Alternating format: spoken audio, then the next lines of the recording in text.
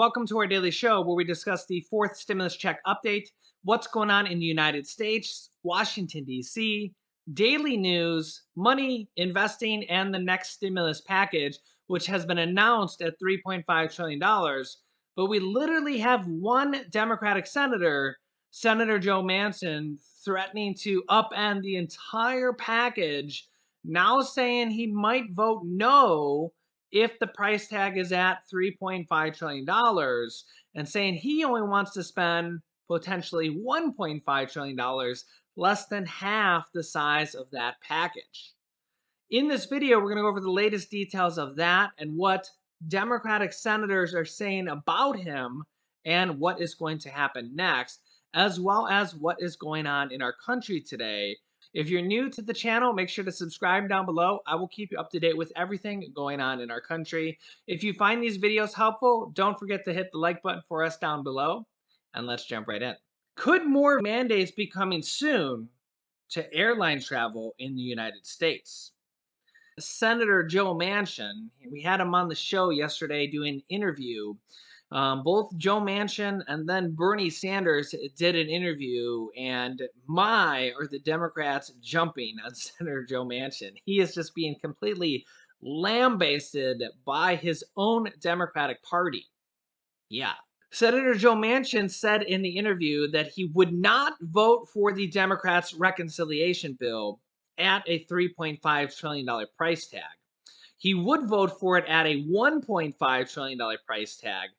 But Senator Bernie Sanders, who's the Senate budget chairman, thinks that he'll come around. And President Biden thinks he'll come around too, and says that he will be meeting with him here. I don't know if they have a date set to meet yet, but said that they will be meeting here sometime soon. But Joe Manchin has been getting absolutely slammed by his own Democratic Party. They're actually calling him a sellout and saying that he's been meeting secretly with Exxon Corporation. And while Democratic Representative AOC says that Senator Joe Manchin has weekly huddles with Corporation Exxon and is one of the many senators who gives lobbyists their pen to write the bill with, so-called bipartisan fossil fuel bills. Our people, at least 12 last night, and she's sick of this bipartisan corruption that masquerades as clear-eyed moderate. Yeah. Here is Democratic Representative John Yarmuth to give us more perspective on the situation. So let me get your reaction to your colleague, Congresswoman Ocasio-Cortez, and her reaction to Joe Manchin. Is that helpful in this whole process? Well, none of this is really helpful. And one of the things that I've asked to kind of rhetorically about Senator Manchin is, what does he think he's accomplishing? He's basically trying to tank this entire effort on the Biden administration. But more importantly than that, he's trying to be an impediment to things that the American people desperately need and totally support. Mm-hmm. So I don't know which of these things he thinks are not important to the country: child care, senior care, dealing with climate change. He probably doesn't think that's really all that important, although there's plenty of flooding in West Virginia. And the child tax credit, many, many other things that are in this Build Back Better plan. So I think, Senator Manchin says that he just wants to make sure that West Virginia has a seat at the table. That's all well and good, but that doesn't mean he gets to order for the rest of the country. Mm-hmm. And what he got he got 290,000 votes. That means his constituency is less than 1/10 of 1% of the entire country. So I think what he needs to do is consider his greater obligation, and that is to men and women and children across this country and to future generations who are going to be suffering from 100-year-old schools, for an inferior trained workforce, a climate that is uninhabitable. I mean, these are all the things that are at stake right now. So if he wants to put a pause on these, as many other people have said, Mother Nature is not putting a pause on climate change. Well, so to me, I don't know what the answer is. It's not his fault he is in this position of power. but I think it is his fault if he doesn't recognize his greater obligation. Well, Congressman Yarmouth, Senator Manchin was on Meet the Press, and he said, quote, "We don't have an urgency," which is why he's still calling for a pause. And yet this flies in the face of what I believe is a Wednesday deadline for bills to be written, at least in the House, to move this forward. Let's just say that there isn't any urgency. What's your pushback to this idea that there's no urgency? Well, again, I think it depends on whether you mean a few days or weeks, or whether you're talking about a year or several years. Clearly, there's probably not an urgency that next Wednesday or next Friday, although the schedule that we have is important because we're coming up against the end of the fiscal year, and we want to get many of these things done in time to begin the process of implementing many of these programs. And you have to remember, if we don't pass these until next year, these programs take several years to implement. We're not going to have universal child care available the month after we pass these bills. The same with all of the elements of the program. So yes, there's a sense of urgency because we can't wait 4 years to start dealing with climate change. We can't wait 4 years to begin providing free pre-K education to America's children. This to me is the most critical thing we can do to make sure we have a sustainable future, educate our kids. So yes, a matter of days, no problem. A matter of months or years, then we get into a further delay of implementation, and there's no time to waste. You know, Congressman, you just mentioned a moment ago in that answer about the need to fund the government. You are coming up on a whole lot of deadlines, as we see here. By September 30th, you got to fund the government, you got to raise the debt ceiling, you have to pass emergency disaster aid, you got to do the bipartisan infrastructure bill, and do the $3.5 trillion reconciliation. Let me just pause that right there. Wow. Look at that. Look at all these things that they got to do here. And the government fiscal year ends on September 30th here, which is about 2 weeks away. 2 weeks away, which is when they have to fund the government or to pass a stopgap. And Treasury Secretary Janet Yellen has said that by next month, the government is going to default if they don't raise the debt ceiling, which is number 2 there.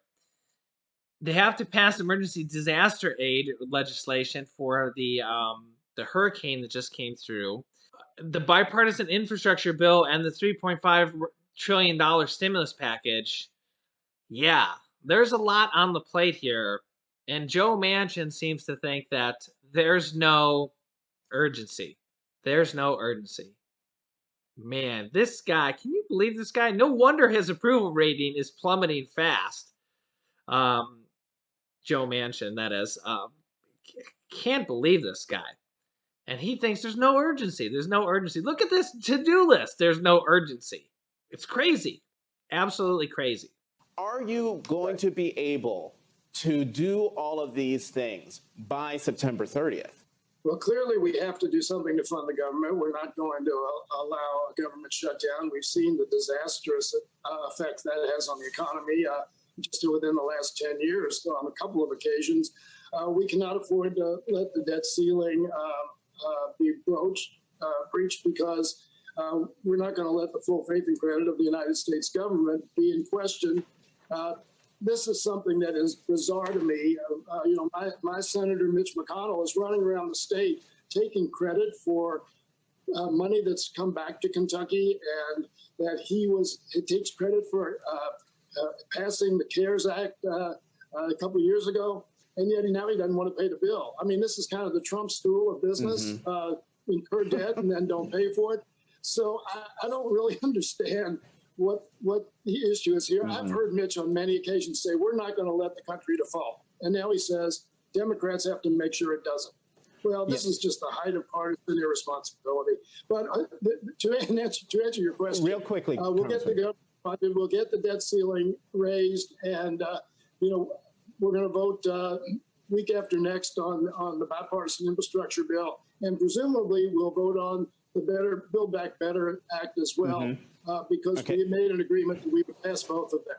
Yeah, so as you can see here, there's a lot going on with our country. They have to pass a government annual budget or a stopgap. I think they're just going to go for a stopgap, which is basically a temporary government funding bill, which they did last year as well, to just fund it with the current funding just for temporary measures for like a month or two or anything along those lines. Which is probably, I've already kind of read some information that they're going to try to do that.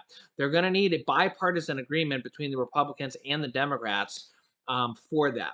I haven't seen anything that the Republicans are going to not agree to that. It's the Republicans are not going to agree to raising the debt ceiling, which apparently the Republicans want the Democrats to raise that on their own through the reconciliation process, because then the Republicans think that the Democrats will have to own all that debt on their own for the entire country, which seems a little crazy to me, because I don't know if you can say that the debt for the entire country is solely on one party. Uh, some of this political nature between Democrats and Republicans is sometimes flabbergasting to me. And remember, I don't consider either party my party. I consider myself independent. So yeah, it's sometimes the bickering back and forth between Republicans and Democrats knows no bounds. Knows no bounds. It's the pettiness between Republicans and Democrats knows no bounds. They will they will not let anything come between them when it comes to pettiness. They will stoop to they will stoop to the lowest of lows sometimes. But we will have to see, because Nancy Pelosi says that they're not going to raise the debt limit on their own through the reconciliation process. And the Republicans are saying that they're not going to agree to raise the debt limit. So we're at a little bit of an impasse. And Treasury Secretary Janet Yellen says that the government's going to default, the United States is going to default next month in October. And the government is going to hit a shutdown on October 1st. Yeah. And we have to pass the massive, largest stimulus package ever, which not a single Republican is going to vote for. Not a single Republican voted for the third stimulus check package. But Republicans did vote for the second stimulus check package when they controlled the Senate and the presidency in December. But then as soon as the Democrats came in control, they won't vote for any more stimulus. Yeah, so yeah, I sometimes it's crazy. It's absolutely crazy. So, like I said, these next few days are going to get really, really crazy. As you heard there, by Wednesday, Nancy Pelosi says that all bills are supposed to be in or written. I'll have to get more information on that for the House of Representatives. So we're going to be getting a lot of information this week, a lot of information and a lot of details on the stimulus package this week. And they're going to try to get Joe Manchin to come around. So I will keep you up to date with everything. Don't miss any videos this week. It's going to be a hot week. So remember, new videos come out here every day in our channel. Make sure to subscribe down below if you haven't yet. It's completely free to do so.